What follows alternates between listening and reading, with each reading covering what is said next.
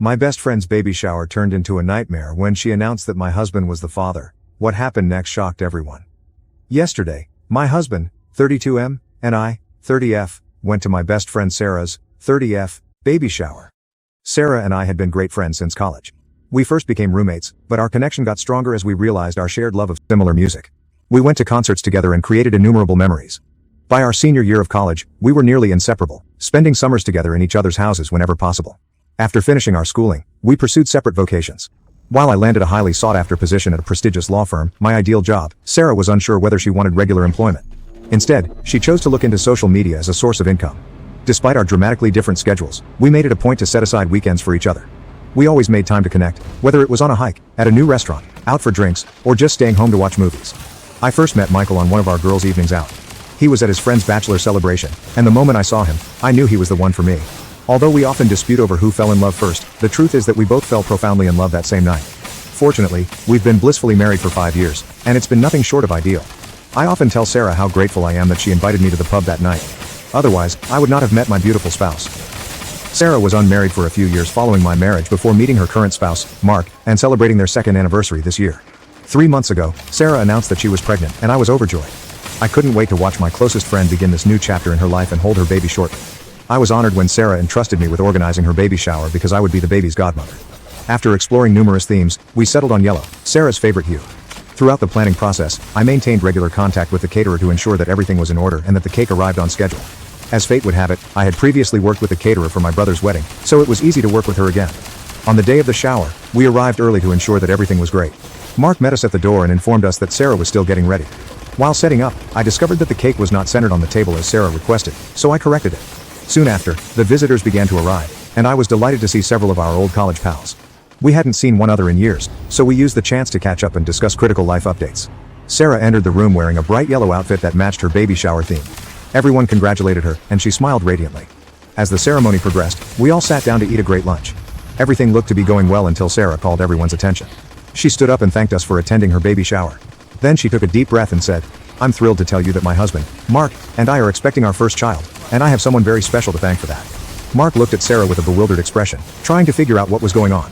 Then, pointing directly at my husband, Michael, she exclaimed, "Everyone, I'd like to introduce the father of our baby." I nearly choked on my dinner. The room was silent, and I could see everyone was surprised and unsure how to respond. My mind raced to make sense of what was going on. My husband, who dislikes attention and prefers to keep to himself, grabbed my hand hard under the table. I turned to look at him, and he seemed as perplexed as I was. All eyes were on us in an uncomfortable and awkward quiet. I looked to Sarah, looking for an answer. Just to give you some context, my husband and I have been trying to conceive for years with no success. Despite several testing, we have been unable to become pregnant owing to personal medical difficulties. I've only told a few family members and close friends about my difficulties, including Sarah. My husband and I eventually accepted that we might not be able to get pregnant. Rather than dwell on it, we decided to concentrate on our lives as a couple. Sarah openly referring to my husband as the father of her baby was a lie, but I couldn't help but be affected by her statements. My eyes welled up with tears, and I tried not to cry in front of everyone. Sarah jumped up laughing and playfully shoved her husband Mark, shouting, "I was just kidding, guys. This is all just a prank for my Instagram. I've put up cameras everywhere to capture all of your reactions." As everyone glanced around, puzzled, I couldn't help but be annoyed at Sarah for putting us on such an emotional roller coaster. I couldn't believe my best friend felt pointing out my spouse as the father of her child was humorous, especially given our past issues. I turned to look at my spouse and noticed that his face was flushed. He was still holding my hands, and I could sense he was ashamed at the time. Although a few visitors laughed nervously, the room was generally uncomfortable. I noted that Sarah's husband, Mark, did not join in the laughs.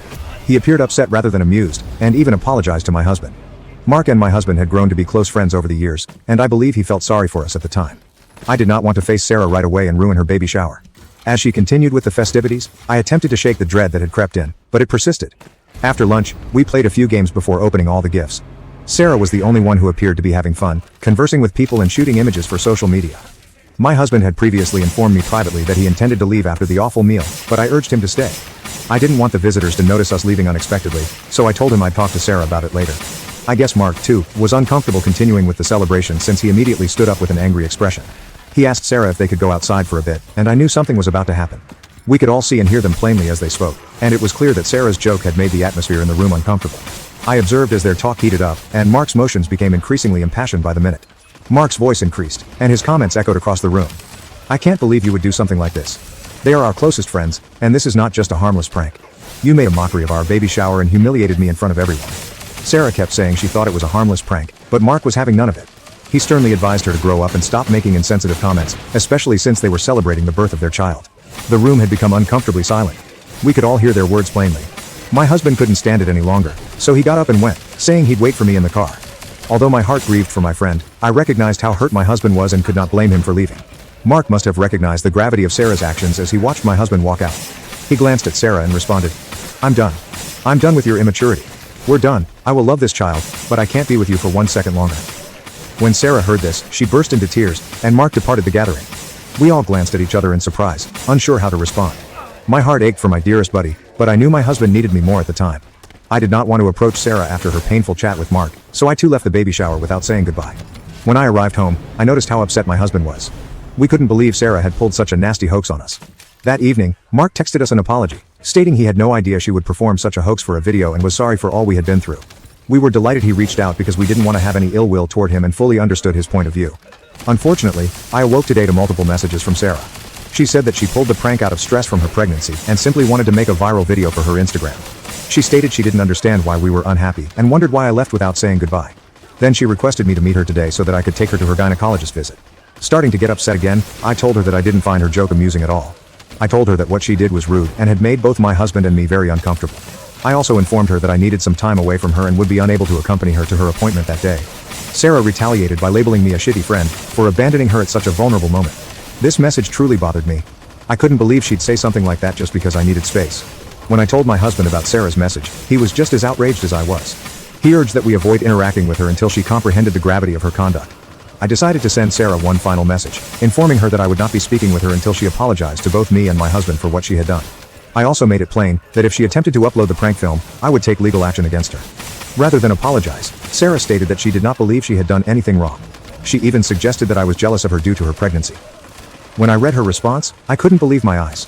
This woman, who had been my best friend for over a decade, assumed I was jealous of her, despite the fact that I had gone above and beyond to provide her with the ultimate baby shower. Sarah assured me she would not be uploading the film, but she insisted that I put my sentiments aside and assist her at this difficult time. She stated that her husband hadn't returned home the night before and that she needed me more than before. As a non-confrontational person, I found myself in tears after reading her callous messages. Recognizing that I couldn't continue this conversation, I made the difficult decision to block her without further answer. Now I'm conflicted. Part of me regrets not being there for my pregnant best friend, but another part of me is relieved and even grateful that her husband dumped her after the trick she pulled on us. Update 1. It's been a week since my last update, and a lot has happened. First and foremost, I want to highlight that Sarah is not the type of person who likes to joke around. It took me completely by surprise when she pulled off this joke. I've known her for years, and she's never been the sort to perpetrate pranks on others. Anyway, Mark was serious about leaving Sarah. My spouse chatted with Mark over the weekend and discovered that he is actively looking for a divorce lawyer. Since that day, Sarah has been persistently phoning and texting Mark, insisting that he return to her and get over his feelings. However, Mark has entirely ignored her attempts to contact him. She even went so far as to accuse him of sleeping with me, which was absolutely unexpected. The truth is that Mark is simply sorry that his marriage is coming to an end because Sarah is gradually becoming someone he no longer recognizes. Sarah has been unable to reach me directly after I blocked her. Instead, she left a lengthy note for my husband. She accused him of attempting to destroy our friendship, even claiming that he isn't much of a man, because he can't get me pregnant. I was upset when my husband showed me the note when he returned from work yesterday. Until now, I had tried to ignore her unexpected change in behavior, figuring that it was caused by pregnant hormones. But her derogatory remarks to my spouse were utterly wrong. That was when I decided to teach her a lesson. I was in charge of both the baby shower and the baby registry. I had spent numerous hours with Sarah discussing her needs and compiling a list of important goods for the baby. However, Sarah insisted that we include ridiculously costly items on the list, things that not all attendees could buy. During the baby shower, I noted that while some guests followed the list, others presented her with practical goods that were not on the list but would still benefit a new mother. Sarah was genuinely upset about it. Originally, I intended to personally give her a handful of the pricey goods she desired. However, after she crossed the line by insulting my husband, I promptly canceled the order and erased the baby registry to ensure she could not access it. If she wanted one now, she'd have to start from scratch. Additionally, I received a message from the caterer about the baby shower a few days ago, but I was too consumed with dealing with Sarah to answer. As a surprise gift to Sarah, I had previously paid half of the catering service's booking fees and planned to pay the remaining balance after the baby shower. However, given everything that had transpired, I became distracted and entirely forgot about it. I called the caterer and explained the situation to Sarah. I informed her that given what had happened, I would not be paying the remaining sum. The caterer was very kind and advised me that because Sarah had booked the catering service under her own name and had communicated with them prior to the baby shower, the final payment would be sent to Sarah rather than me. I was happy that I wouldn't have to spend any more money on someone who had publicly insulted us and continued to cause us harm with her harsh text messages. I also told my spouse what happened, and he found it humorous. Although I had pondered contacting Sarah in the previous few days, once she sent that letter to my husband, I realized that I had gone beyond the point of forgiving. I'm grateful to everyone who backed me and helped me recognize how harmful her conduct was. Looking back, I can recall several occasions when she criticized me, but I never paid much heed to them, until now. Anyway, I'm going to remain positive and move on from this experience. I do not want to waste any more time or energy on her. Update 2. This woman is unashamed. Sarah sent me an email several days after I spoke with the caterer. As soon as her name appeared in my email, I knew she was back with her bullshit. In the email, she accused me of being cheap for not paying for the full food service, although knowing I could afford it. She stated I had always been arrogant because I was born into my family's wealth, and then she expressed her relief that I could never conceive. She went on to say that she had been using me for years to make her life easy. Then she repeatedly called me unattractive and implied that I was undeserving of my spouse. She also said that my husband married me just for my money because I was too ugly to be with him. She then called me an expletive for allegedly putting a wedge between her and her spouse. Throughout the email, she used explosive profanity, essentially calling me every foul name under the sun. I showed the email to my husband, who quickly deleted it. Over the years, we've both gone above and beyond to assist this woman. We were there for her when she was single and distraught over several breakups. We've brought her on vacation with us and even paid for her flight and hotel room on multiple occasions. My spouse had even assisted Sarah's parents by restoring their home and lending them money a while back. We'd always treated her like family. Furious, my husband immediately contacted Mark and invited him over for dinner to discuss the problem. When Mark came, we handed him the email, and his expression was utter contempt. He then gave us text conversations from Sarah, in which she used similar profanity and even accused him of cheating. We were deeply shocked by the gravity of the charge, as it was not something to be simply flung around or uttered in anger toward one's spouse. It was difficult to imagine that my former best buddy, whom I had just recently parted ways with, had changed so significantly. Mark told us that he was in contact with a reputable divorce lawyer. According to his lawyer's advice, he never responded to Sarah's texts, no matter how insane or cruel they were, and instead saved screenshots of everything she sent him. He also photographed the email she had sent me so he could show it to his lawyer. Since I wrote the original article, I've had a few DMS from folks who are concerned about Sarah, presuming she has neurological abnormalities as a result of her rapid change in behavior. I'd like to add that she's always had temper issues. Even while we were in college, I saw her lose her temper and use profanity toward others, even in public. Though I really doubt this is a medical issue, my husband and I will nevertheless contact her parents about the situation. We want to tell them everything and show them all of the messages and emails she has sent us. If they believe there is something wrong with her after that, it is their responsibility to take her for a medical checkup. Despite everything, I do not intend to unblock her or answer her email. I have gone above and above for this woman, and for her to continue mistreating, belittling, and disrespecting me is beyond disappointing. I intend to put this experience behind me and focus on enjoying life with my spouse and our dogs. The last few months have been a roller coaster of emotions, to say the least. I hope everyone is having a good start to the new year, just as my husband and I are. We're here in the Maldives, taking a much-needed break from our hectic careers. Given the events of the past year, we decided to take a break from work and unwind. So far, we've spent our days relaxing on the beach and sipping cool cocktails at the resort. Update. Several of you have requested an update, and as expected, Mark and Sarah have officially split. The court case was heated, with Mark's lawyer providing evidence as well as their previously agreed upon premarital agreement. Despite Sarah's best efforts, she and her lawyer were unable to win the case. However, both parties have been instructed to develop a co-parenting plan in the best interests of their child. When we contacted Sarah's parents about her erratic conduct, we discovered that she needed to move back in with them. Apparently, due to her pregnancy and lack of proper work experience, she was unable to support herself for long using only social media. She had no choice but to return to her parents' residence. I also discovered from our mutual friends that after the disastrous baby shower, everyone quickly distanced themselves from her. Nobody wanted to become involved in her drama.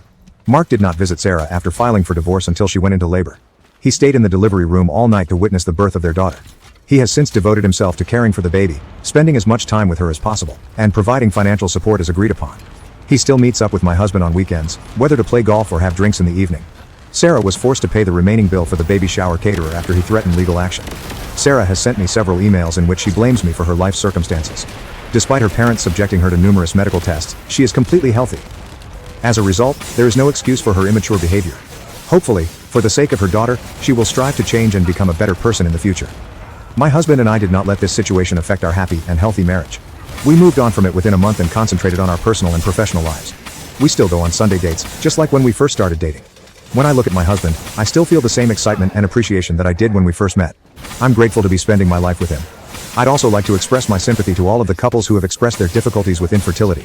I want you to know that it's perfectly fine, life takes its own course, and we must trust the journey. If you genuinely love your partner, there are numerous other ways to become parents. However, my husband and I are content with each other's company and have decided to spend the rest of our lives happily together. Thank you for watching. If you haven't subscribed yet, please do so and hit the notification bell to stay updated with more shocking real-life stories happening around you. I got fired after insulting the owner's disabled daughter. Although my work performance has been praised, my boss decided I wasn't a good fit. This happened on Friday. I've been drowning my sorrows all weekend, dreading the fact I have to start looking for a new job. Explaining why I got fired from my old job is going to be fun. I'm typing it up here to try and organize my thoughts in my head, because right now, it's all a mess. I had been with the company for 3 months and was still on orientation. My job was sales/advertising. As the new guy, I was given existing accounts to manage, which consisted of providing customer service and convincing my clients to spend more money on advertising. All of these accounts already had their ad campaigns done, and if they wanted something new, the account was transferred to a senior account manager who would work with our advertising guys to put something together for the customer. Eventually, I hoped to have that job, but I had to pay my dues by proving I could maintain existing accounts and convince them to spend more money first. Everything was going great, until last week, when we were scheduled to have our quarterly retreat. Since we were the main regional office in the area, all of the employees from the satellite locations came to our office for the retreat. The owner of the company rarely visits our office. He's been overseeing the setup of a new satellite office for the last year, according to my coworkers. But, he was there for the retreat, as was his disabled daughter Amy. Not her real name, for the sake of privacy. One of my coworkers told me Amy works at one of the satellite offices and I probably wouldn't have much interaction with her, but I should be nice. That seemed like a no-brainer. I'm nice to everyone, regardless. I won't claim to be an expert on Amy's disability, but it seemed like she had childlike mannerisms and struggled with expressing herself. She also had some problems with motor skills. I'll describe the only interaction I had with her prior to the incident. I went to refill my coffee and Amy was in front of me, getting her coffee. I watched her struggle with getting condiments added and putting the lid on, so I politely asked if she needed any help. She thanked me, said she did, and let me finish making it. While I was making it, she said she hated coffee, but her dad made her drink it because she had to, in a loud voice, always alert. I smiled, said that was definitely important, and handed her the cup. She thanked me again and went back to the office her dad was using, where she had been most of the day. I felt like I had been a good Samaritan and went on my way. Most of the retreat is team-building exercises. Prior to the incident, Amy only participated in the puzzle race, where groups put puzzles together without the box art to see which team could finish faster. Amy wasn't in my group, so I didn't have any interaction with her there. Neither of our teams won. The big event, and the one that everyone seemed the most excited for, was the last activity of the day. Our boss gave us a list of potential clients. We were supposed to select 3 as a group, and put together something to attract the customer. We were told we would be judged on our creativity. My group explained that we could do pictures, slogans, jingles, whatever we wanted. Each person expected to work on one individually, then work with their group to polish it up before it was presented to everyone. It was kind of a big deal because at previous retreats, there would be clients on the list the owner was already close to bringing on board, and if you impressed the owner, you might just land that account. I went with a jingle, rhymed a few words, and recorded it. It was silly but fit the brand. My group gave me some pointers, we made some improvements, and I recorded the final product for submission. I helped my team with their projects until it was time to turn everything in. After everything was turned in, we gathered in the big conference room to critique each other. The owner went through them one by one. If it was a picture or storyboard, he'd put it up, read it, and we'd make comments. Good or bad. There were some that were great which drew a lot of compliments, and some that were really bad, which we laughed about as a group. You could tell the senior account managers didn't care much about the exercise or put much effort into their pitches. Nobody seemed to get upset or offended, regardless of the feedback. When my jingle was played, it got a lot of comments, not all of them good, and I took the feedback with a smile. After getting my feedback, I felt a little more comfortable about sharing my thoughts on other presentations. I gave what I thought was valuable feedback to a few products, laughed at a couple others, and then a rather crude drawing was put up for the exact same company I had chosen. I immediately joked that, well, at least my jingle was better than that. Did a 3-year-old draw it? And laughed, to absolute silence. I was really confused because plenty of people had made jokes and everyone laughed. Instead, a few people looked at me like I was disgusting and the owner said, well, if you don't have anything nice to say, keep it to yourself maybe? Then my boss scooted down to where I was sitting and told me I needed to go to my desk. Now, I noticed as I was gathering my things that the owner's daughter was red-faced and starting to tear up. The team-building exercise was over for me. I went back to my desk and it began to sink in that the drawing must have been drawn by the owner's daughter. There was no warning or anything. The owner didn't reveal who put together what we were looking at until after a few critiques. Maybe I should have known. Everyone was joking and having fun up to that point. Someone else had a pretty bad drawing that got laughed at. Either way, I felt awful. As soon as the event was over, I approached my boss to apologize. He told me to wait for him in his office. Long story short, I was fired. My boss said since I was still on orientation, he had decided I wasn't a good fit for the company, so it was better to let me go now. He didn't outright say I was being fired for making fun of her drawing, but that's literally the only thing that I've ever gotten in trouble for. My work, up until that point, had been praised. I didn't get much time to process it because my boss had already called security, who showed up fairly quickly, and escorted me to my desk to gather my things before escorting me out of the building. An hour later, I got a call from one of my former teammates, who asked if I wanted to join the team for a drink one last time. They needed it after the retreat, and felt bad that they didn't warn me. I wasn't feeling up for it, but I wanted to try and make sense of the whole situation, so I went to the bar. In the back of my mind, I was thinking that since I'm about to start looking for a new job, a few references from former coworkers wouldn't be bad since I definitely won't be getting one from my boss or the owner of the company after everything that happened. The team explained that Amy comes to all of these retreats, and she always does some crude drawing like that. Everyone just sort of knows to say nice things about it and move on. One of my teammates said that once you've seen one of her drawings, you know what to look for. Well, I didn't, and nobody warned me. I started to get pretty upset that this was a known thing and everyone knew but me, but what could I do? I had already fucked up and it cost me my job. The team also shared more about Amy. Apparently she works at one of the satellite offices but doesn't really do anything. The people in charge of the office try to come up with stuff for her to do because she gets upset when she's bored. The team said the way the people who work there described it, they were basically her babysitter so she wouldn't bother her dad all day when he spent most of his time there, and after he moved on to establish the new satellite office, he didn't take Amy with him because she liked all the friends she had at that office. They also said that her dad had harassed a few single guys at the office to take her on dates, which seemed pretty damn HR inappropriate. But he does own the company. My team said Amy desperately wants a boyfriend and wants to get married, which she talks about all the time. The consensus seemed to be that there's no way she actually understands how relationships or marriage works, and her dad probably put this idea in her head to begin with. One of my teammates joked that it wasn't a bad deal, because whoever married her would inherit the company since she is the old man's only kid. I wasn't really in the mood for jokes at that point after losing my job over one, so I told them I needed to go. The only good thing is my former team members did say they would gladly give me a reference if I needed it, since they felt so bad about not telling me about the Amy situation to begin with. Oh, and the cherry on top? Amy sent me a Facebook friend request over the weekend. I haven't accepted it. I already upset her and it cost me my job. Part of me wants to accept it, apologize, and block her, but I'm not sure I'm ready for that either. I'm going to take a few days to get myself together and then get my resume out there. Edit. After reading all of the replies, including quite a few DMs, and talking with a close friend, I've decided that I'm going to accept the friend request. I'll do an update if there's any sort of conversation. I plan to open with an apology. If she replies, great. If she doesn't, then at least I will have a clear conscience knowing I've done the right thing. Update. If you saw my first post, you know that I got fired because I accidentally made a joke at the expense of the company owner's disabled daughter Amy. During the last team building event of the day, we were pitching ideas for accounts, which included everything from jingles, my pitch, to storyboards to slogans to drawings. A lot of senior account managers were phoning it in, and people were making jokes about their work, which had a lot of people laughing. I got some jokes about my pitch, and got a little overconfident, so when a crude drawing went up for the same account I did my jingle for, I made a joke about it. The joke was, well, at least my jingle was better than that. Did a 3-year-old draw it? My joke was met with stone-cold silence, and a very negative reaction from the owner of the company. What my coworkers had failed to tell me was that Amy usually submits a crude drawing, which is a lot of work for her due to her issues, and everyone knows to say a few nice things and move on. I was new and wasn't informed, so my ignorance and inappropriate response cost me my job. After meeting with my team at a bar to begin the process of drowning my sorrows, I got a friend request from Amy on Facebook. That brings us to the update. First of all, thank you to everyone who made me laugh. The first time someone joked about me accepting the friend request, marrying Amy, and taking my revenge by inheriting the company made me uncomfortable. By the third time I saw it mentioned, I couldn't help but laugh. A lot of you gave me good advice. I appreciate those who talked about legal action and what options I had. Unfortunately, I was still on orientation with my company, which is like a probationary period. During that time, they can let me go for any reason. They could fire me for wearing the wrong color socks if they wanted. I had to sign an agreement to get employed which stated I understood this.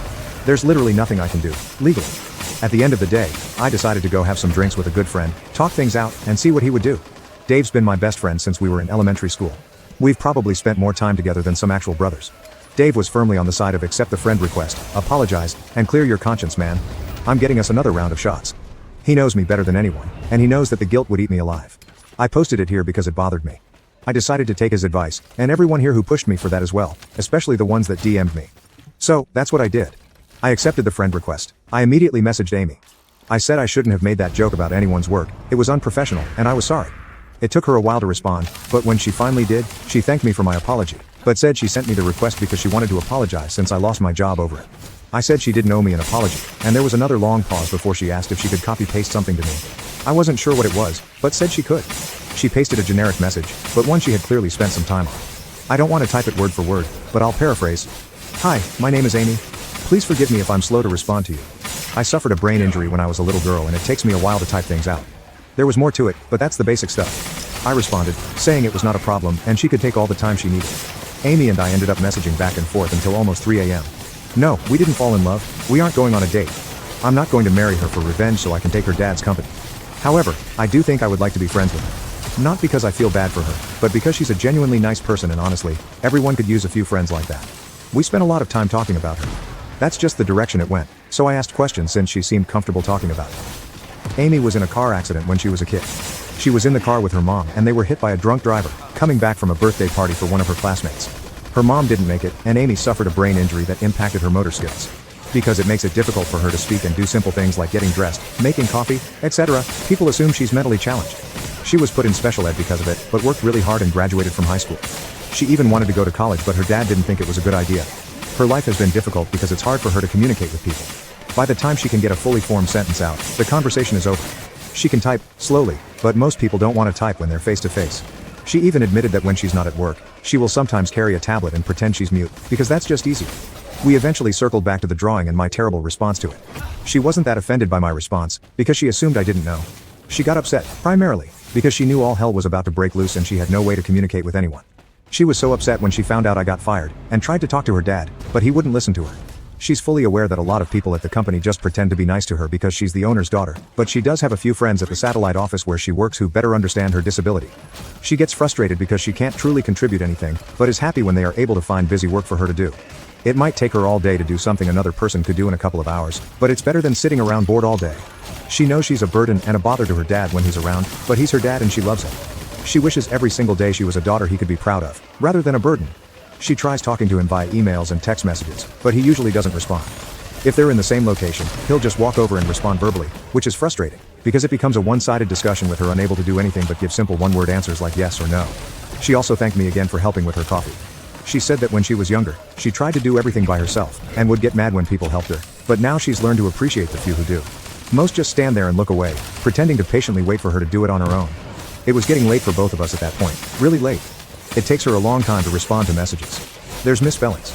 I get why someone would assume she's mentally challenged.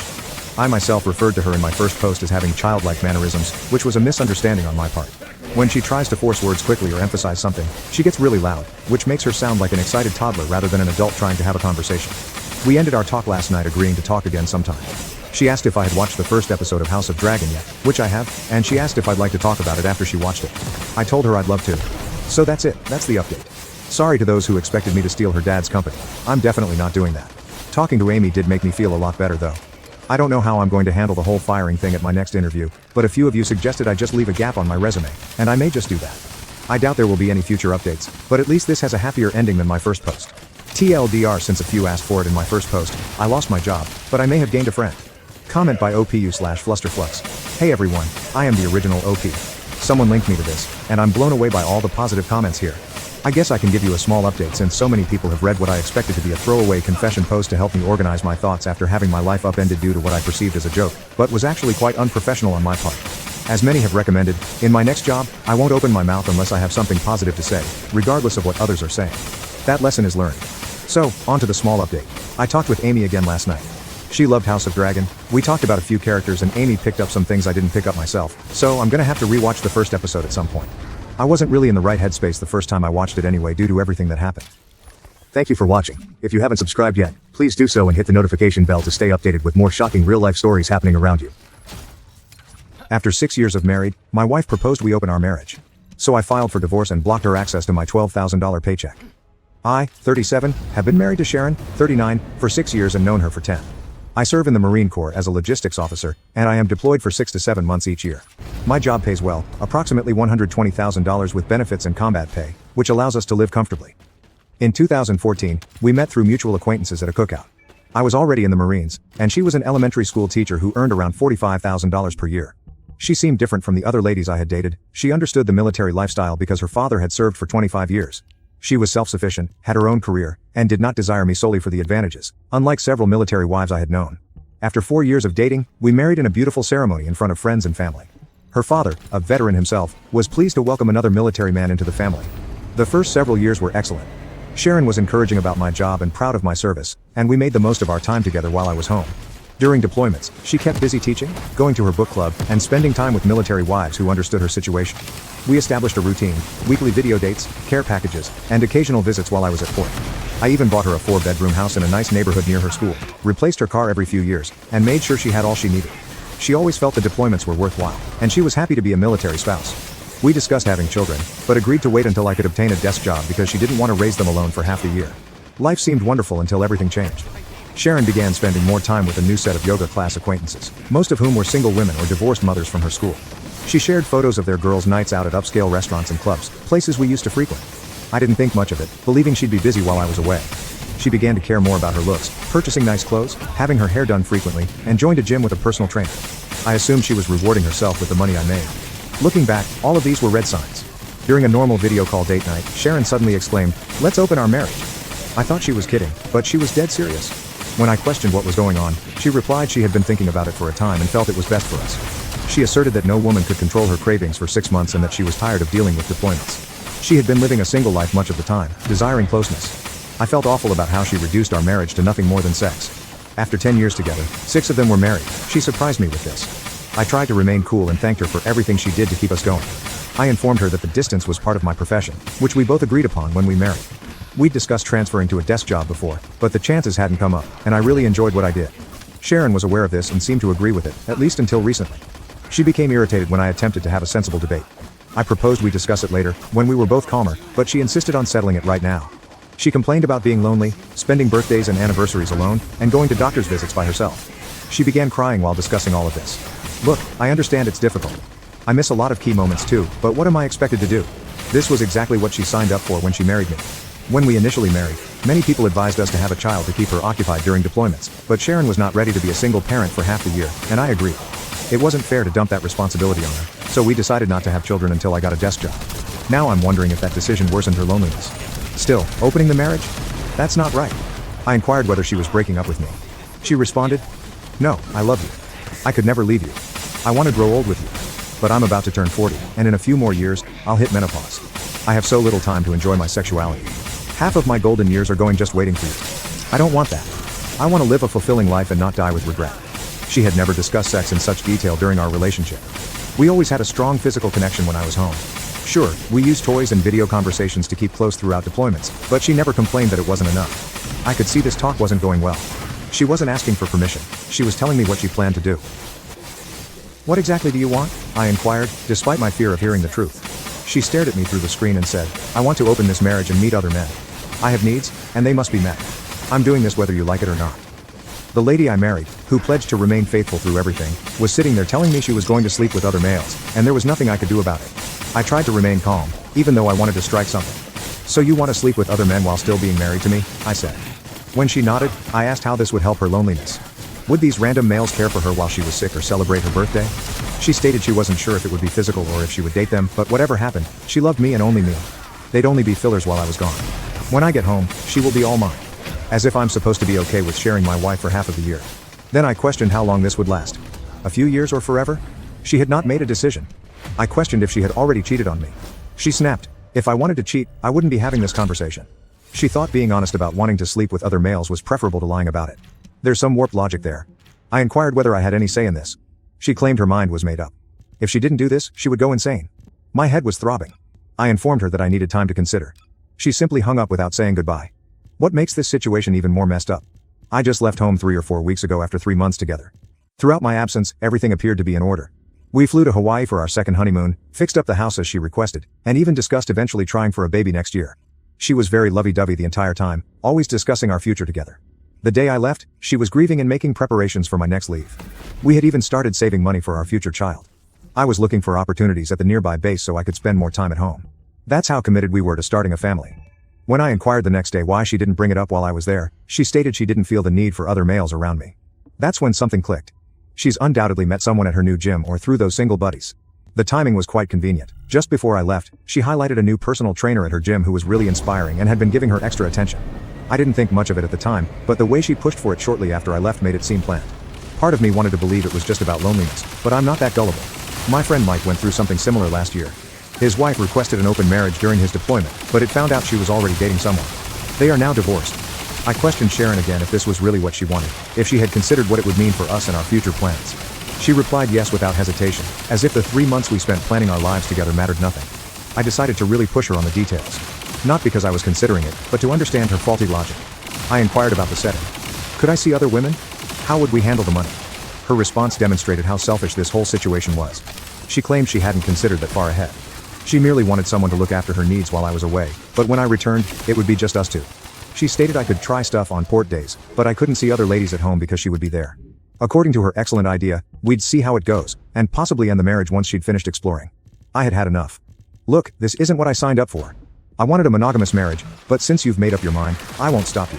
Just remember, I'm not going to sit here and take it. There will be consequences. She had the audacity to ask what I was going to do about it. I quietly informed her. First, she'd have to cover her own expenses. No more money in our joint account. Second, we'd sever all communication. I didn't want calls or texts when she was occupied with her business. Third, I might start seeing other women, with no restrictions from her. She laughed and said she knew I'd come along, that she was excited, and that it would be enjoyable. Then she said, I know you won't go too far. How can you leave such a ravishing beauty? And began removing her clothes. I shut that down quickly. My conditions begin today. Have fun. Then I hung up. That was it. I stopped caring about her. She attempted to reach out, but I ignored everything. She began uploading obvious date night and vacation shots without revealing the guys. But come on, a hot tub selfie with rose petals, candles, and 2 wine glasses? It's not hard to figure out what's happening.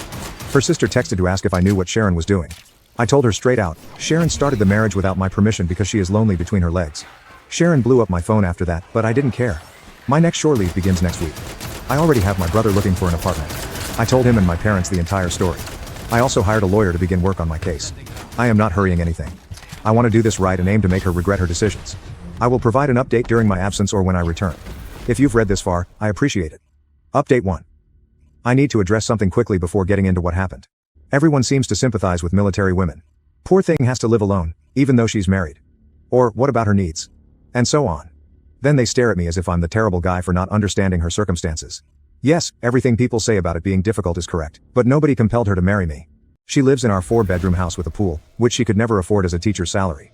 She drives a new BMW I bought for Christmas last year, carries Louis Vuitton luggage, and wears a Cartier watch that costs more than her monthly salary. Every summer, we take a vacation in Europe or the Caribbean. She has her hair done at luxury salons, attends yoga retreats, and never has to worry about bills. But it's funny how no one discusses these privileges when they're feeling sorry for her. She was living like a queen on my wages and complained about being lonely. Let me tell you something, keeping faithful isn't easy for us either. We travel across the world, stop at various ports, and have access to almost any luxury we desire. At the harbor, beautiful women are throwing themselves at soldiers in uniform. The majority of them do not care if you are married. My friends joke that I could have a girlfriend in every country if I wanted, but I've always remained faithful since that's what marriage means to me. Some of us continue to be faithful to our wives, but no one recognizes our efforts. They just presume that all military personnel cheat. Now for what transpired during my leave. I did not return to our residence.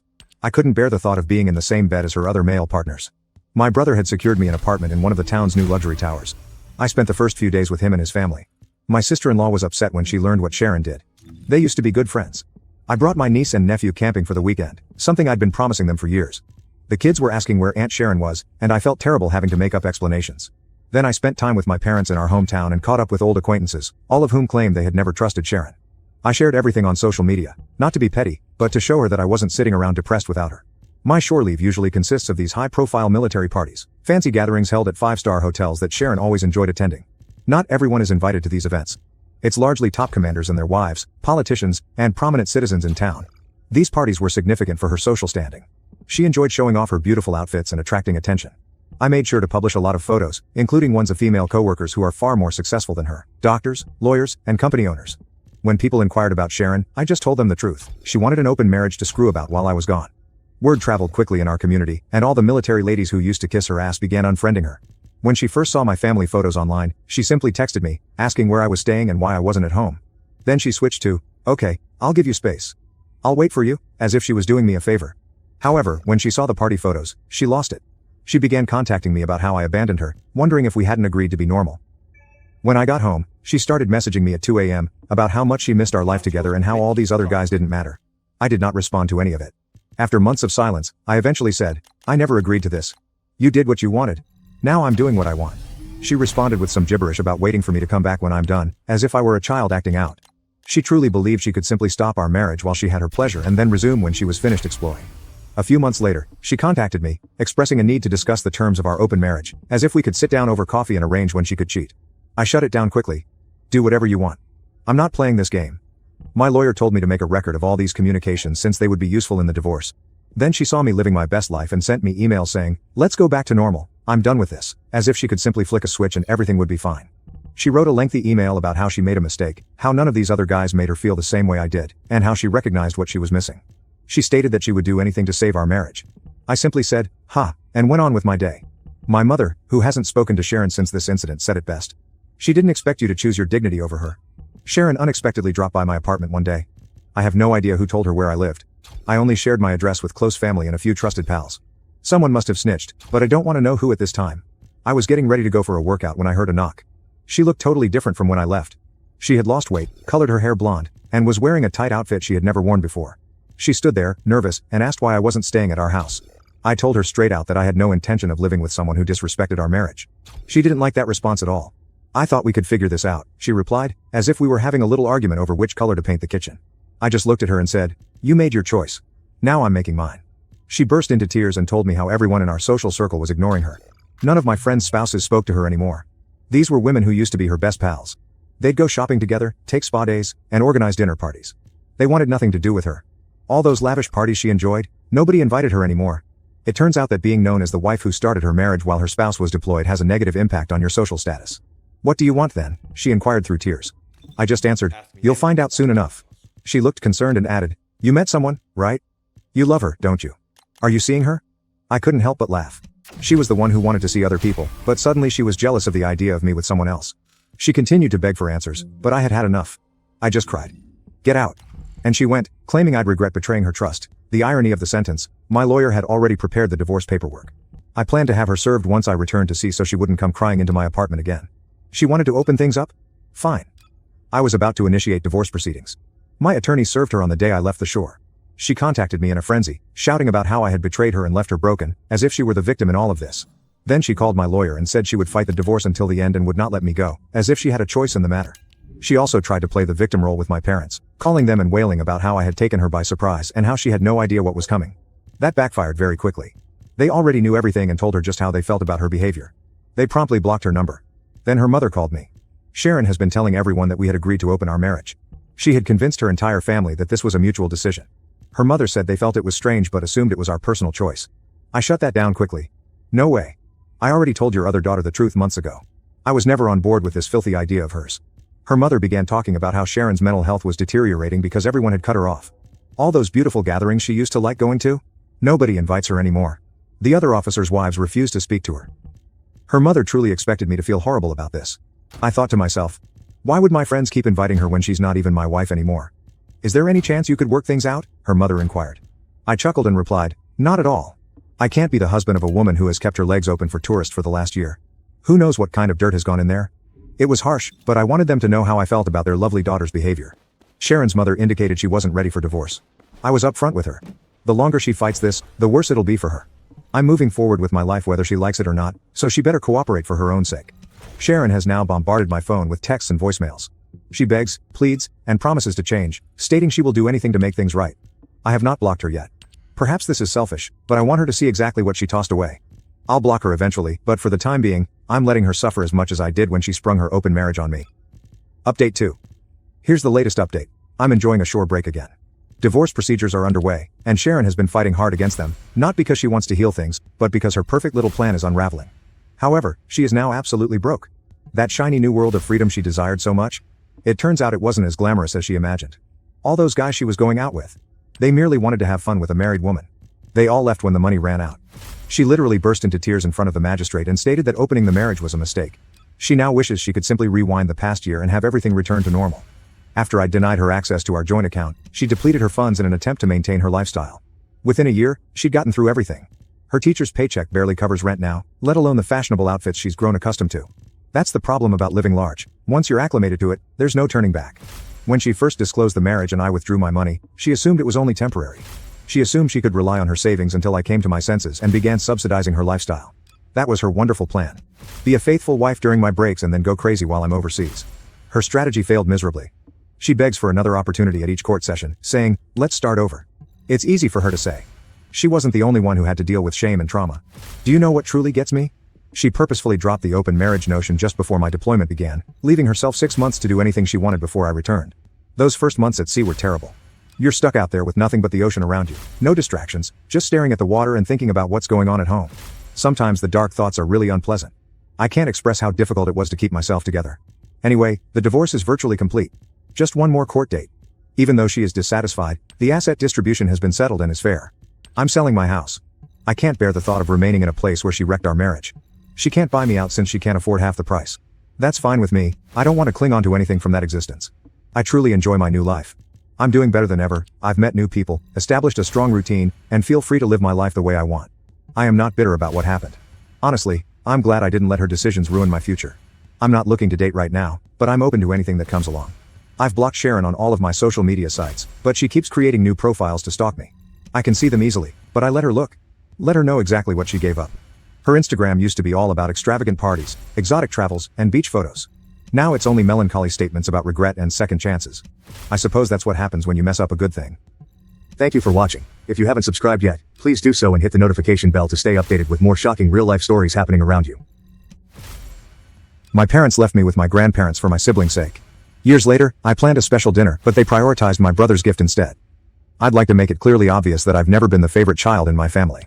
This is not an exaggeration or a fake idea that I made up. It is a very genuine and major component of my existence. Growing up, my parents never concealed the fact that my younger brother's life was more important to them than mine. For reference, my mother became pregnant with my brother only a year after I was born. While it was not a planned pregnancy, my parents were pleased with the prospect of expanding their family. However, their delight swiftly changed to dread when physicians did several tests and revealed that the baby may have major health difficulties. These were not trivial worries. They were serious enough that my parents had to make the sad decision to terminate the pregnancy. They eventually agreed to continue, fully aware of the potential hurdles. When my brother Jackson was born, their concerns were realized. He had serious heart abnormalities that necessitated prompt treatment. My folks were distraught. Jackson needed many procedures to survive and spent extensive time in the hospital. His health became the primary focus of my family's life, and this transition had a significant impact on everything, including how I was treated. My parents were obsessed with worry, love, and guilt about Jackson's health. While I recognized that they were dealing with a really tough situation, it also meant that I was largely marginalized. My parents were too worried with Jackson's medical demands, so I stayed with my grandparents while he was in the hospital. During this time, they paid me just occasional visits. Even at such a young age, I tried not to hold it against them. I recognized that Jackson's health came first, and my parents were trying their best. Besides, I really liked my time with my grandparents. They were nice and attentive. Every morning, my grandma made me breakfast, and we spent hours doing simple things around the house, like baking cookies or taking care of her garden. My grandfather used to take me to the park and read me stories. They filled in the gaps left by my parents' absence, becoming almost like a second set of parents for me. Jackson's condition gradually improved, and my parents were allowed to bring him home from the hospital. You'd assume this would be the point where my parents would come to get me, where they'd like to reconcile the family. But no, it was not the case. My mother, still burdened by the stress of Jackson's recuperation and the effort of caring for a sick child, decided she was not ready to take on the responsibility of 2 children. She informed my grandparents that they would need to continue caring for me for a bit longer. My father, who was preoccupied with work and attempting to balance Jackson's medical expenditures, also provided little assistance. My grandparents, who genuinely enjoyed having me around, didn't say anything when my parents opted to leave me with them for a longer period of time. They were delighted to keep me with them.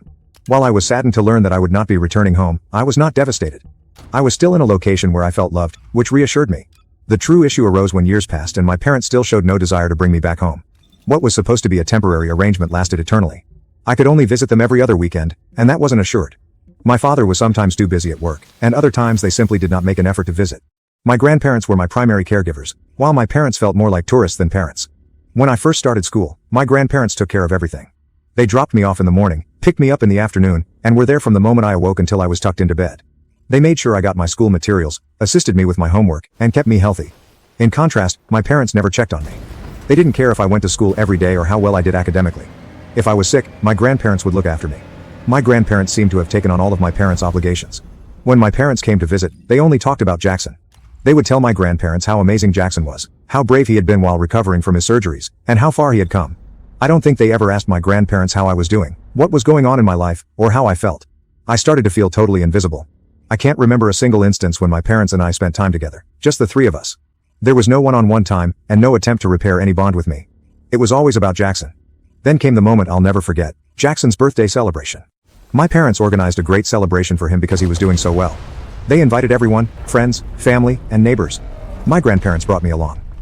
Throughout the celebration, I couldn't get over my intense envy as I saw Jackson, so joyful, with my parents doting on him continuously. The entire celebration revolved around him, and while I understood it was his special day, I couldn't help but feel entirely excluded. I was a youngster as well, but my brother received all of the attention, love, and care that I craved. I'm not sure when or how, but the strong feelings of witnessing my parents around my younger brother surfaced. Before I knew it, I had broken into tears in front of everyone. I remember feeling so embarrassed in that moment, knowing that everyone could see me unraveling. My grandparents, bless their hearts, promptly brought me to a room and attempted to console me, but the pain and jealousy were too great. I believe some of the other visitors noticed and attempted to console me, but nothing genuinely improved my mood. It wasn't about the gifts or the party, it was about the attention and love I so desperately craved. Watching my parents lavish Jackson with attention and love was simply too much for me to stomach. Later, after the birthday party, my parents and grandparents had a heated argument. Apparently, my parents were embarrassed by my emotional outburst at the celebration. They thought it was foolish of me to cry in front of everyone, and they believed my actions had drawn unwanted attention to them. It wasn't simply that I was irritated, it had caused others to doubt my living circumstances. Guests began to question why I wasn't at home with my parents, why I was being raised by my grandparents, and if my parents were abandoning me. My parents were unhappy with the scrutiny and blamed me for forcing them to explain themselves. Following the disagreement, I made a decision. I would return home to live with my parents. This was something I had wanted for years, but when it finally happened, I didn't feel as excited as I had hoped. Instead, I felt apprehension. The first few days back home were incredibly awkward. The house felt foreign to me, and I frequently felt out of place, as if I were invading someone else's territory. My parents designed their routines totally on Jackson's wants and schedule. They rarely acknowledged me, and when they did, it was always in passing. I had imagined that moving back home would finally make my parents notice me, that they would care about me as much as they did about Jackson.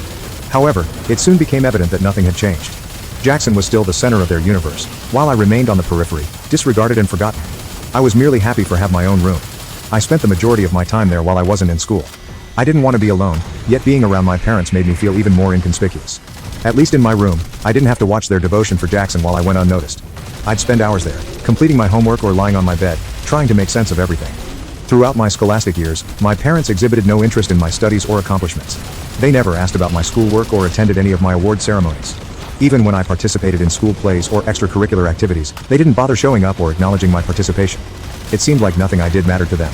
Despite their utter contempt for my accomplishments, I made an effort to excel in school.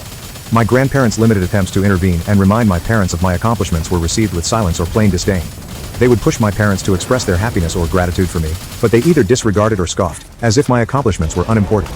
It stung so much to see how little they cared, especially given how they handled Jackson. Jackson never did well academically. He struggled in school and frequently got into trouble. He would bring home low grades, and his teachers would occasionally call home to discuss his behavior. But none of this seemed to bother my parents. They never held Jackson responsible for his lack of effort, and they certainly did not chastise him. If he ever managed to score even nearly average on a test or accomplish something minor, my parents would praise it as if it were a monumental feat.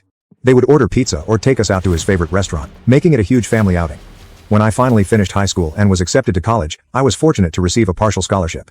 Even though it paid some of the fees, I was concerned about how I would handle the remaining bills. At the time, I asked my parents if they had set up a college fund for me. Part of me knew the answer, yet I felt compelled to inquire. As expected, they promptly informed me that all of the money they were saving was for Jackson. They stated he was the youngest and would need to be cared for in the future. My father openly informed me that as the oldest, I needed to learn to take care of myself. He did offer to assist me in applying for an education loan, which I would then be responsible for repaying once I found work. It was quite painful to learn that my own parents continued to disregard me. While most parents are delighted and proud to assist their children in their transition into adulthood, mine were practically telling me I was on my own. Fortunately, my grandparents saw this coming long before I did. They had been quietly planning for my future and had secretly established a trust fund for me years before.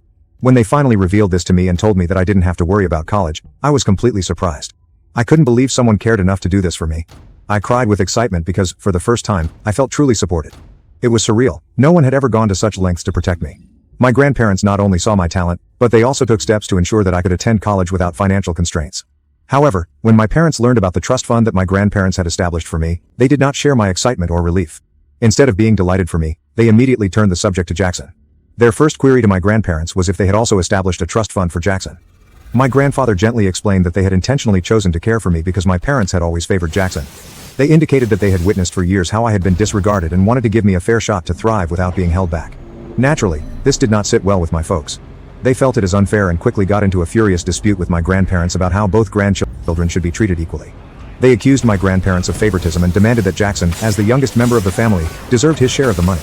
They couldn't believe my grandparents had chosen to help me because they saw how neglected I had been all these years. My parents seemed to be unaware that they had spent Jackson's entire life treating him as if he were the center of the universe.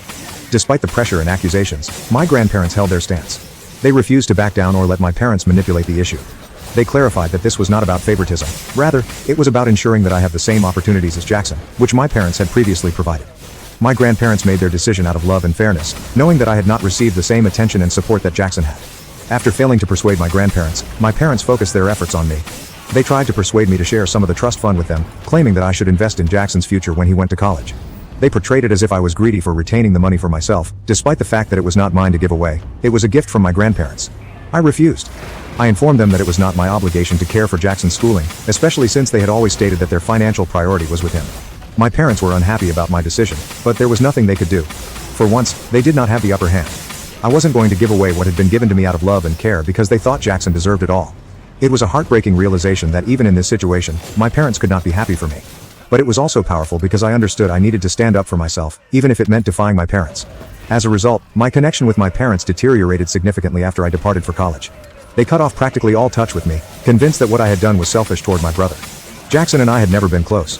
He was content being the preferred child, and with me out of the house, he didn't have to compete for our parents' attention. He never contacted or visited me when I was at college. While it was unsurprising, it still stung. My grandparents were the only ones that actually cared and remained in my life. They were my emotional support system, always checking in on me, encouraging me, and ensuring I didn't feel completely abandoned. But then, in my third year of college, my life was turned upside down. My grandfather died unexpectedly from a heart attack in his sleep. His death left me shattered. It was, without a doubt, the darkest period of my life. I spent several days with my grandmother while we mourned together. It was a devastating loss for both of us. My grandfather had been a father figure to me in every manner that mattered, and losing him created a void in my heart. During this hard time, something unexpected happened. I bonded with my parents and Jackson. My grandfather's death shook all of us, and for the first time in years, we found ourselves connecting over our shared sadness. Despite my many unresolved issues for my parents, something about the incident brought us closer. For a brief moment, it felt as if the barriers between us had fallen. My grandfather had even left a letter for my mother. In it, he begged her to stop ignoring me and to care for both of her children, not just Jackson. He reminded her of the value of family and how she couldn't afford to continue treating one child better than the other for all these years. I guess something changed after that. Perhaps for the first time, my parents appeared to be genuinely sorry for how they had treated me. They slowly began to make an effort to reconnect. They began calling me more regularly, inquired about my studies, and shown an interest in my life. It wasn't perfect, the anguish of the past couldn't be erased that easily, but it was something. I was still upset with them for all the years they had disregarded me and for not being there when I needed them. But, at the same time, I could see they were trying, which gave me a glimmer of optimism. I wanted to think that they could change, that perhaps, just maybe, they were beginning to recognize their mistakes. When I graduated from college, my parents actually attended the ceremony. They smiled proudly as they snapped pictures with me. It seemed odd to have them there after all those years when they hadn't even acknowledged my achievements. Following the ceremony, my parents, Jackson, my grandma, and I went out to lunch to celebrate. It was one of the few times I felt like we were a family, even if it was just for a short period. For once, I wasn't invisible to them, and that simple act of recognition meant more to me than words could describe. This year, after securing my first true high-paying job and earning my first big salary, I wanted to do something special to commemorate the occasion. I thought, why not share this moment with my family? I hadn't spent much time with my parents growing up, so I wanted to surprise them with something meaningful, a cruise excursion. Only the three of us. There were no distractions or obligations, simply quality time together to compensate for what we had missed over the years. Deep down, I knew I desired their attention, even after all these years of feeling overlooked. As for Jackson, I intended to get him something nice later so he wouldn't feel excluded.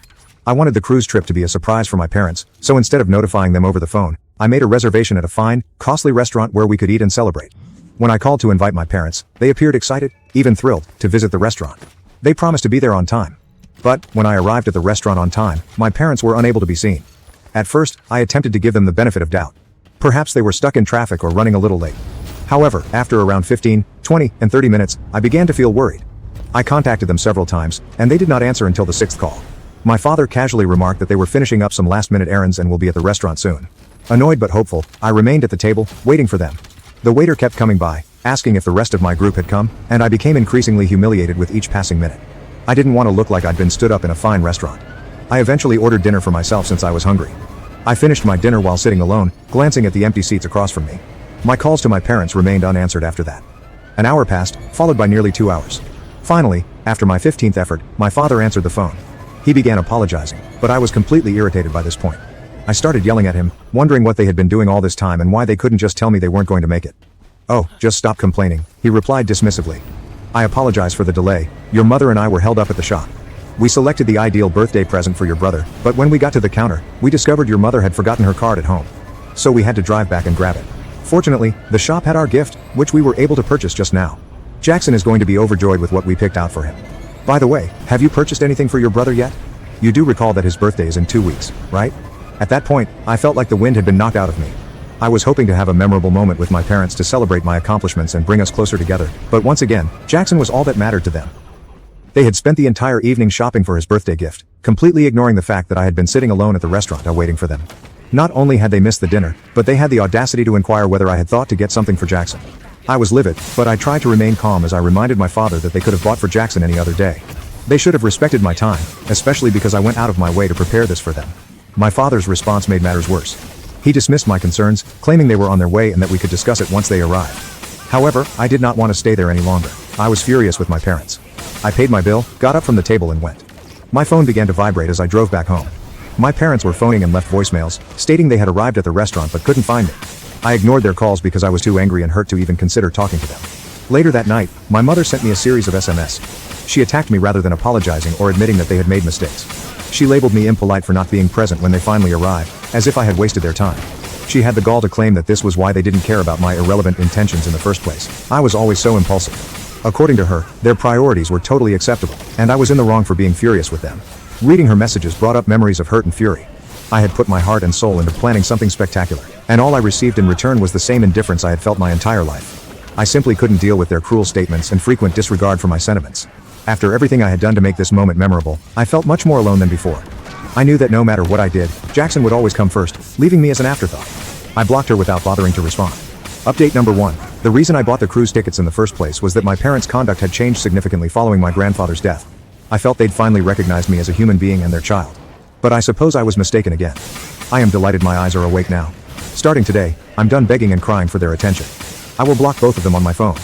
Regarding the update, it appears that my parents have informed Jackson of the entire situation, and he phoned me this week to address it. My brother believes that our parents' actions were not improper, and that I should have respected them enough to wait for their arrival rather than fleeing at the last minute.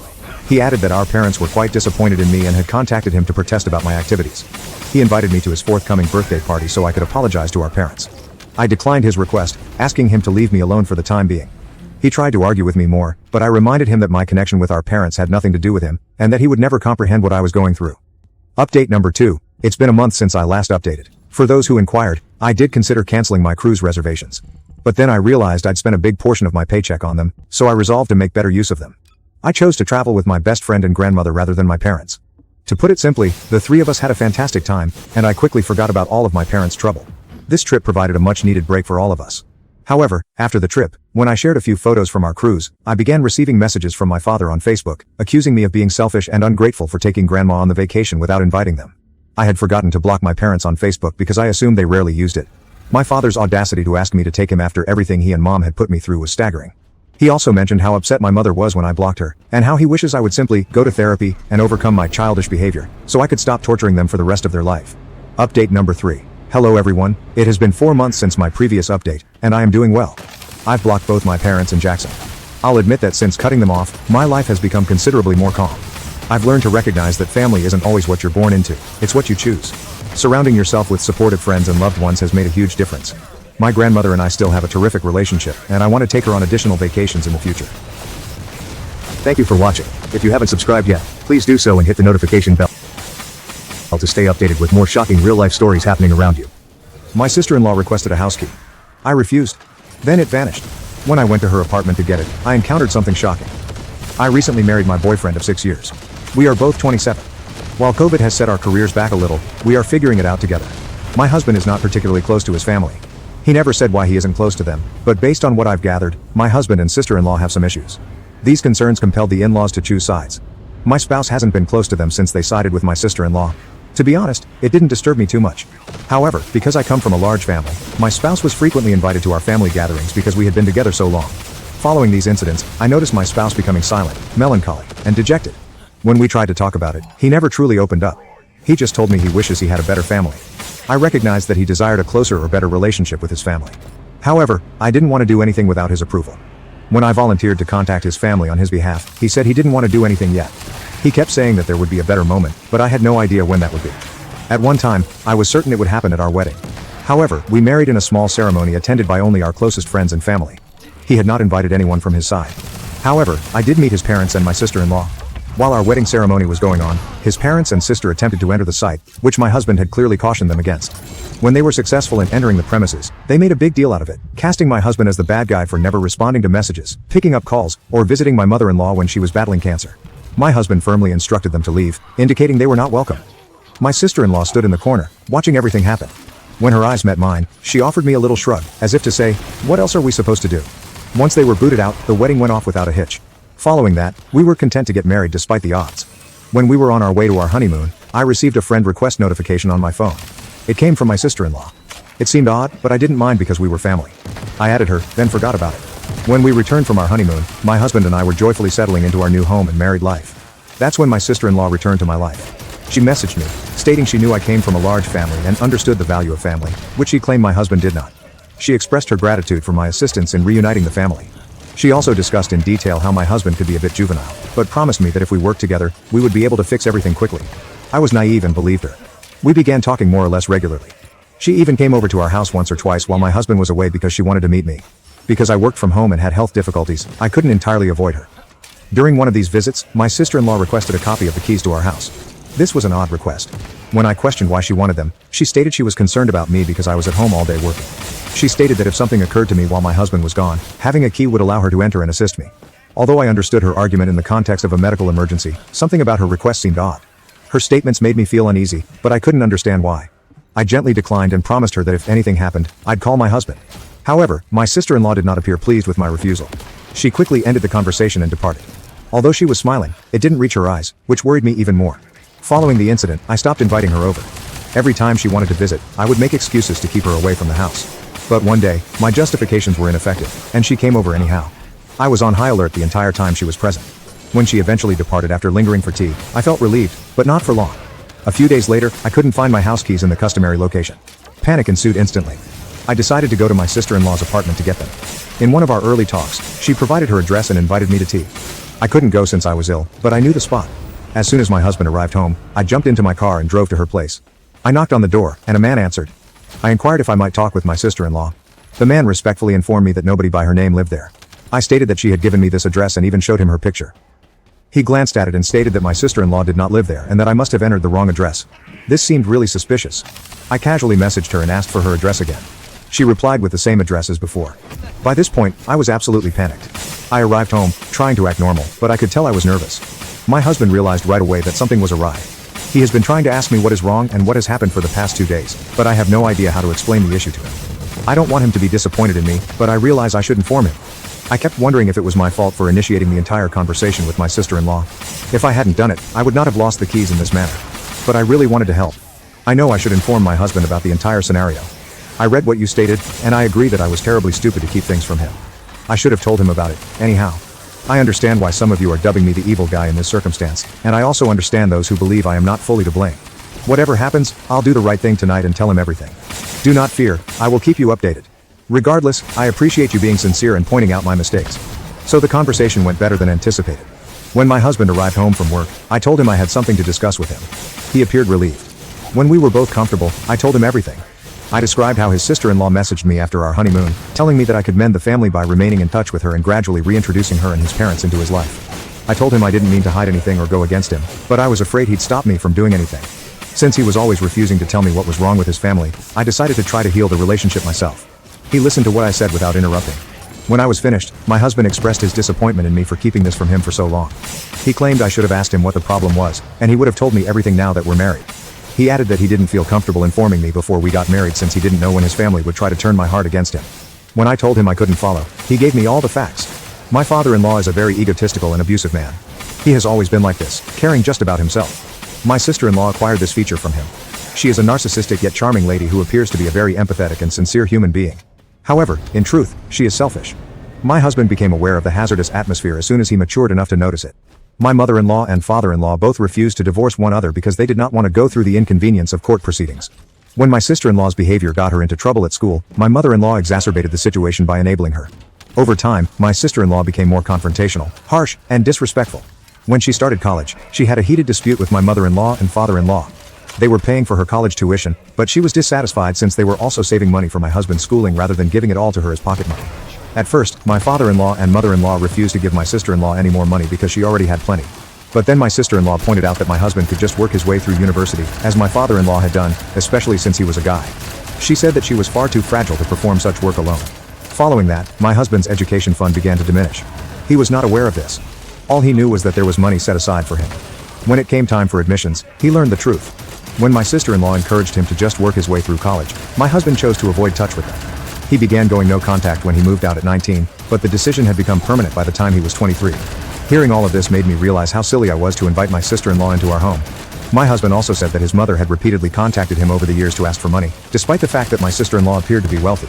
Later, he discovered from their relative that my sister-in-law was doing drugs. While she did not appear to have a drug problem, she had struggled with substance misuse for some time. That's when I realized what had happened with the lost keys. My spouse quickly instructed me to call a locksmith and have the locks changed as soon as possible. He was concerned about when or if my sister-in-law will try to enter our home. I immediately disabled my sister-in-law's contact information and social media sites, preventing her from contacting me. We had the locks replaced, and as I said in my previous report, I felt a lot better after that. As my job responsibilities changed, I had to return to the office to work on Wednesdays and Fridays. When I got home one Friday, I noticed that my spouse had already arrived. It turns out that our neighbor, a nice old lady, was outdoors in her garden when she observed a suspicious young woman attempting to enter our home. The woman's description was exactly like my sister-in-law. The neighbor phoned the cops, and they apprehended her. My husband has decided not to prosecute charges, but he will apply for a restraining order to safeguard our safety. Looking back, I understand how naive I was in trusting others so easily.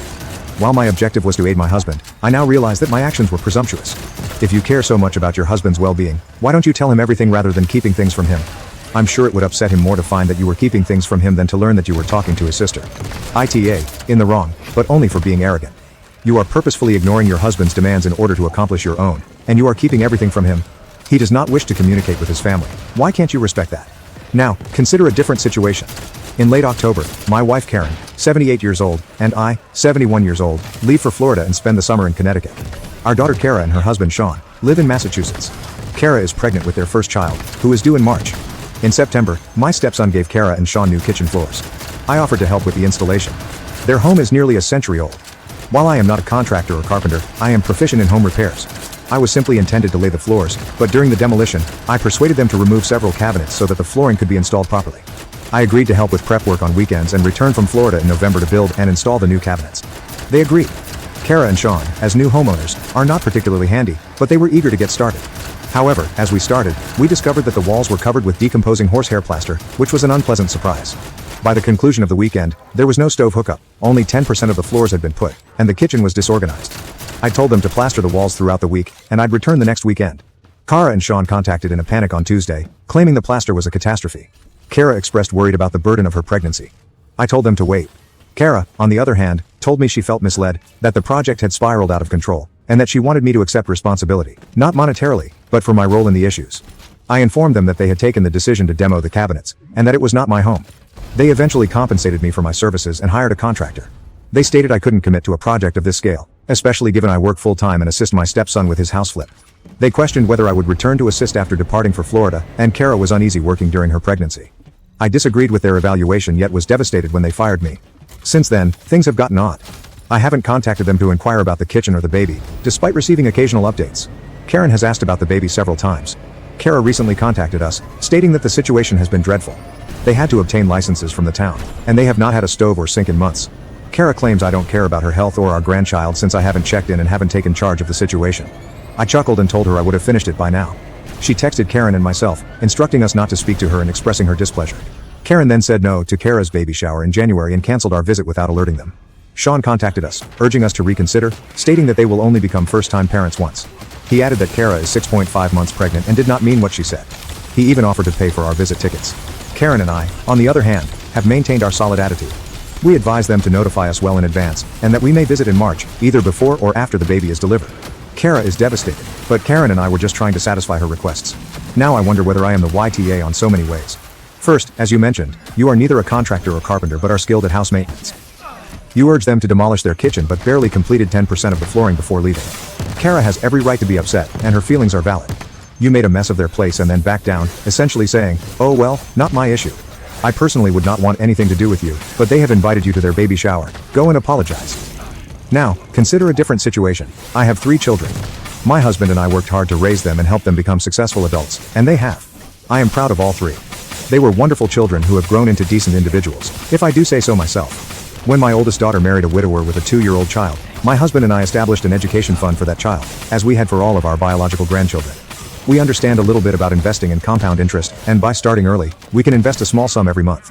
By the time they graduate from high school, we can present them with enough money to get them started in life. My oldest grandchild recently graduated from high school. After accounting for scholarships and other expenses, we were able to inform them that they would graduate debt-free. We do not give them money directly, rather, we pay for tuition, fees, and other expenditures. We acquired this lesson from our youngest child, our only son. We gave him the money directly, just as we had done with his 2 elder sisters. He got scholarships as well, but he spent the money we gave him and eventually decided to become a tradesperson instead. He is doing well now and has a great business. My son was married before, but it did not work out. He has 2 children from that marriage. Last year, he married a lovely woman who had a 15-year-old kid.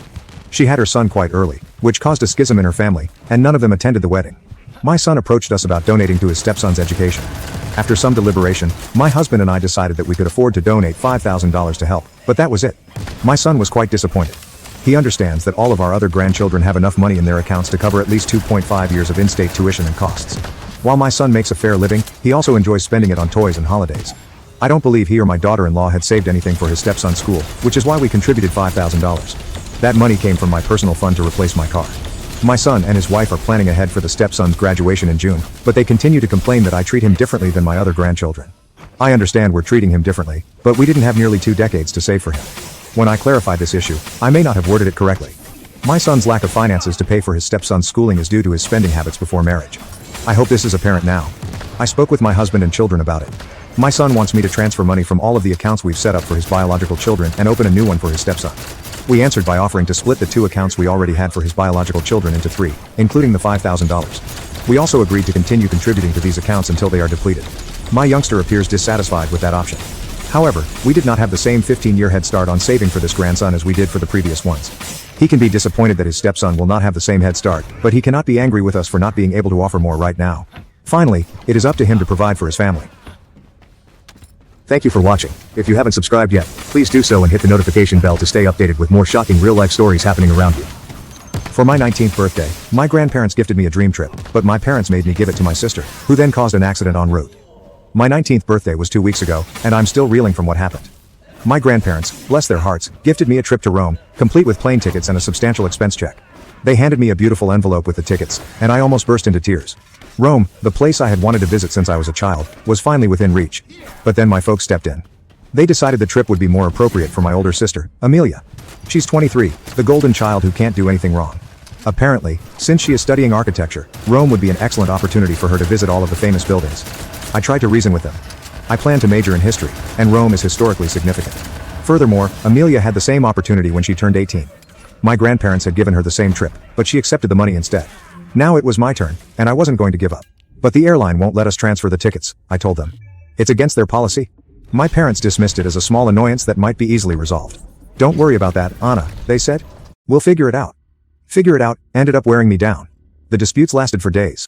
They began with, Amelia needs this for her resume, then moved on to you have plenty of time to travel later, and eventually nailed me with, we don't want this opportunity to go to waste. That last one hurt, as if they were implying I wouldn't enjoy it as much as Amelia would. I eventually broke down. Not because I wanted to, but because I couldn't take the struggle any longer.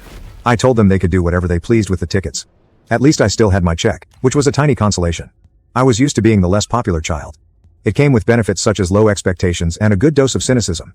But here's the kicker. They were able to get the ticket moved. I'm not sure how, given that the airline's policy was rather clear, but they did. Amelia grabbed my boarding pass yesterday, the day I was due to fly to Rome. A few hours later, we received a call from the police. Amelia had been in an accident on her way to the airport.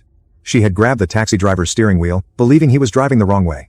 Yeah, she assumed she understood more than the person who drives for a living. The automobile crashed. Amelia escaped with a few scratches, but the cab driver was not so fortunate. He ended up with a fractured arm and a nasty gash on his forehead while pressing charges.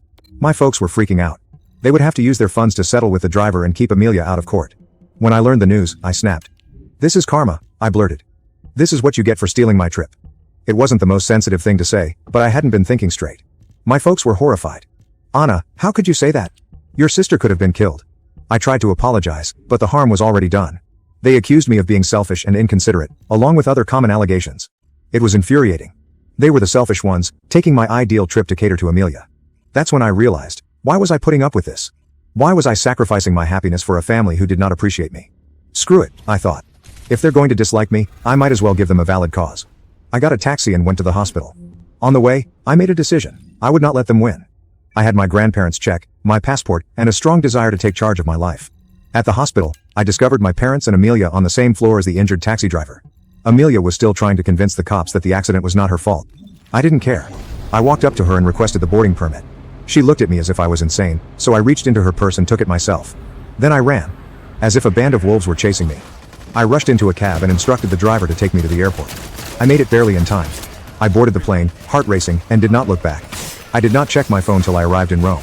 My family was losing their minds, as one could imagine. My parents left a series of messages calling me every name in the book. They claimed I was callous, that I should have been there for Amelia, and that I was ashamed of the family. Amelia sent even harsher messages. She accused me of stealing her trip, being envious, and destroying her life. Apparently, my parents were going to have to spend all of their savings to pay off the taxi driver, and it was all my fault. Yeah, right, as if it wasn't her fault to seize the steering wheel in the first place. The shame gnawed at me for a while. Perhaps I should have remained. Perhaps I should have apologized. But then I remembered all those years of being disregarded and treated as second best. I remember how they looked at me when they said they didn't want the vacation to be a waste. I deserved it. I deserved to do something for myself, to prioritize my needs. And Rome? It exceeded all of my expectations. The history, the art, the food, it was all magical. I spent my days exploring ancient ruins, admiring artworks, and eating my weight in spaghetti. I felt completely free for the first time in my life. I wasn't Anna, the overlooked daughter. I was just Anna, and it felt great. After a few wonderful days in Rome, I finally mustered the confidence to phone my grandparents. I told them everything, years of favoritism, disputes about the trip, the accident, and the escape. I poured out my emotions, tears flowing down my cheeks. They were stunned. They had no idea how horribly my parents had mistreated me. They were angry, upset, and, above all, concerned. My grandmother said, "Anna, you did the right thing." Her voice full with emotion. "You deserve to be happy. You deserve to be loved." They invited me to come live with them when I returned. They assured me that they would take care of me and that I did not need to worry about anything. For the first time in my life, I felt really seen and understood. When I returned from Rome, I went directly to their residence. They had already moved all of my belongings out of my parents' home. The guest room was ready for me, with clean linens and a vase of my favorite flowers on the nightstand. It felt like coming home. My grandparents told me that they had challenged my parents. They had put it all out and expressed their disappointment with their behavior. My parents, unsurprisingly, disputed everything. They claimed I was exaggerating, and that I was simply jealous of Amelia. They even had the audacity to claim I was selfish for abandoning them amid a family crisis. But my grandparents saw straight through them. They severed relations with my parents and stated that they had no more desire to interact with them. It was a terrible decision, but they knew it was the correct one. I haven't communicated with my parents or Amelia since.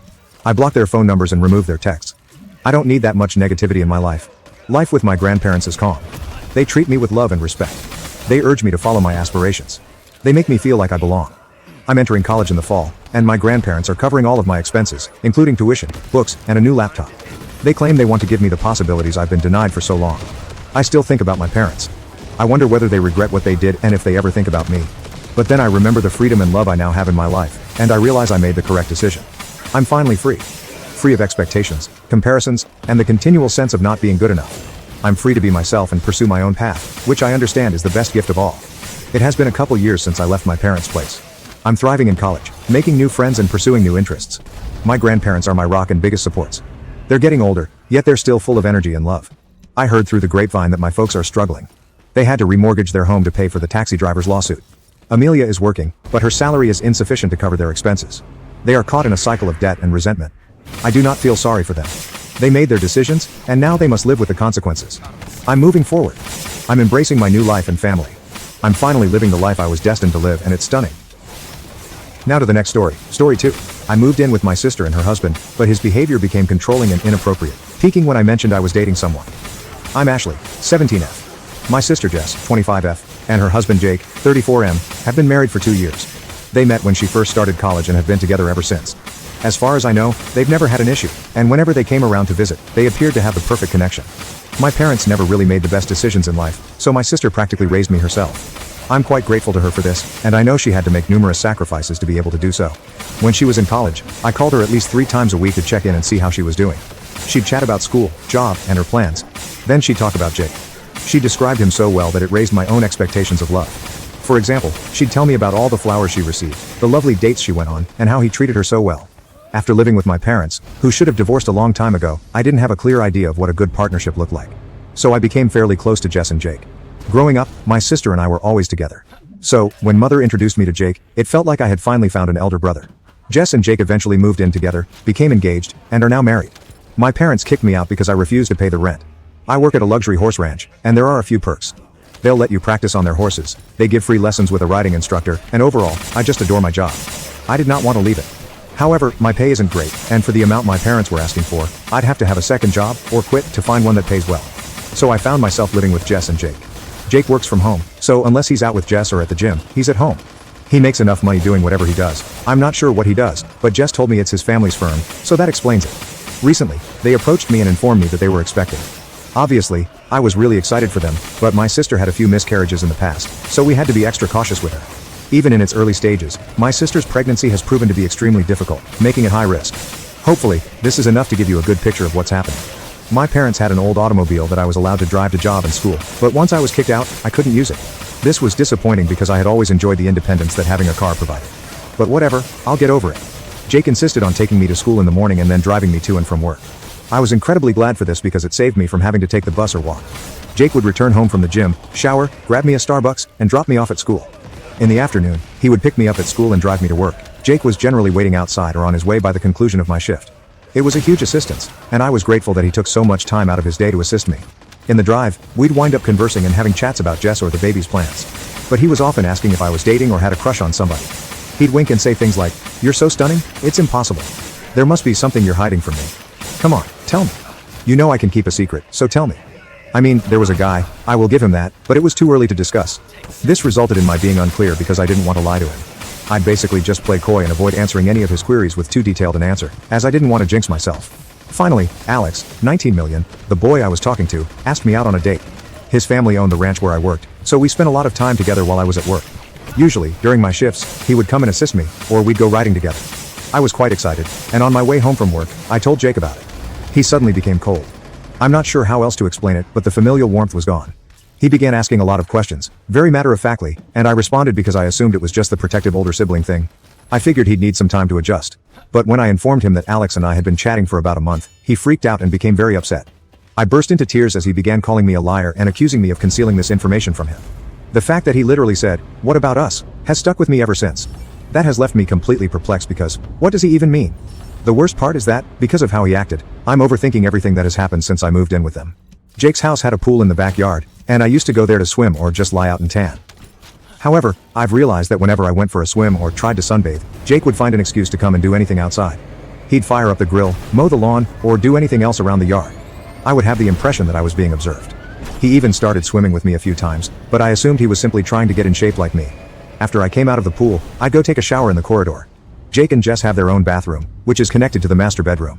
After I finished my shower, I went to my room, changed, and went to bed. Jake would sometimes wait for me in the little space between the corridor and my room, even if I was only wearing a towel. He would say, "Good night," and I would respond. But now I'm wondering whether there was another motive behind it.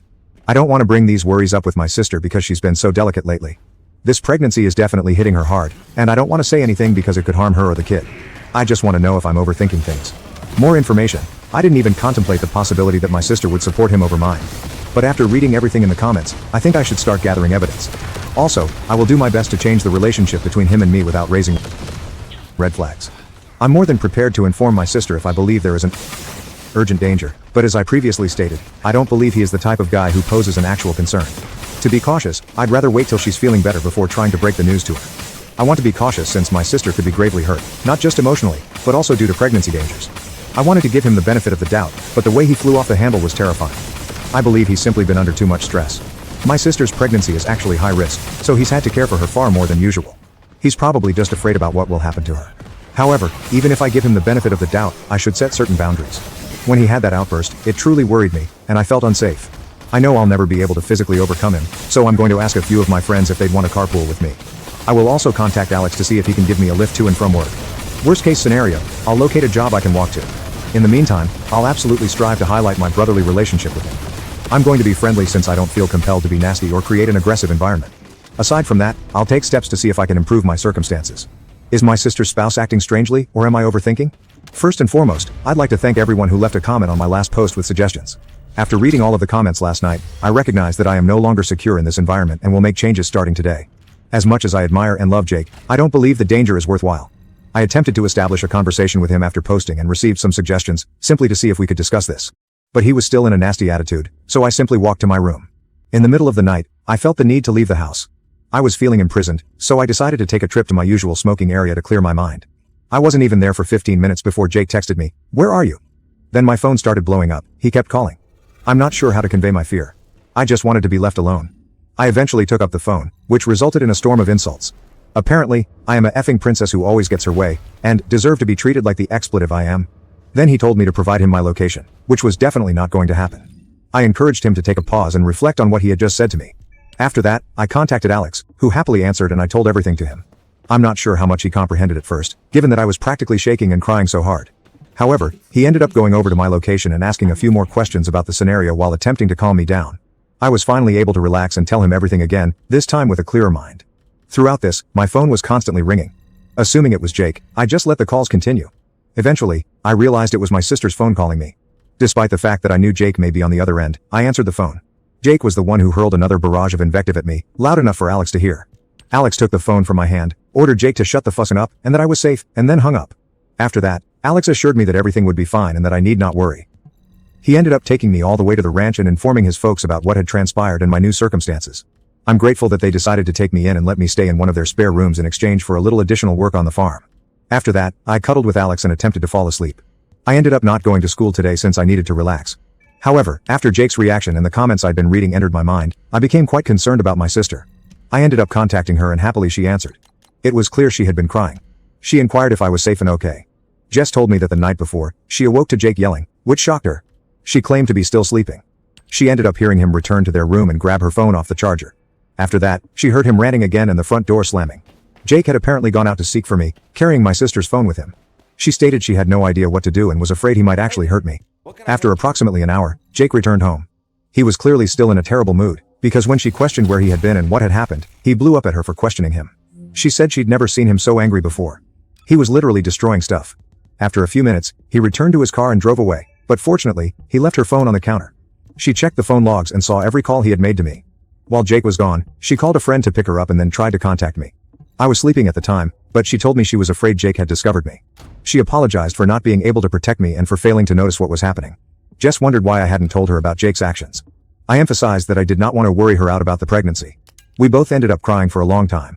Apparently, my parents are allowing her to return home rent-free since they want to help raise their grandchild. If this had been an option in the beginning, none of this would have occurred, but I digress. My sister and I ended up going out to dinner, and I showed her my post. We cried again.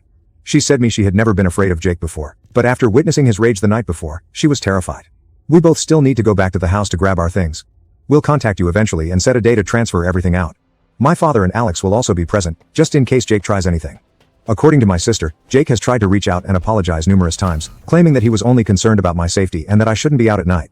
He didn't realize she could hear exactly what he was yelling at me, so she knows he's lying. Jess informed Jake that she would be filing for divorce, and then hung up. I love my sister and wish her the best in life. I am confident she will heal from this and meet an incredible partner who loves her and only her. In other news, Alex and I are going on a date next week, which makes me quite happy. But, seriously, thank you to the Reddit commentators for making me so stressed out that I wanted to take a smoke break. I believe you may have saved me.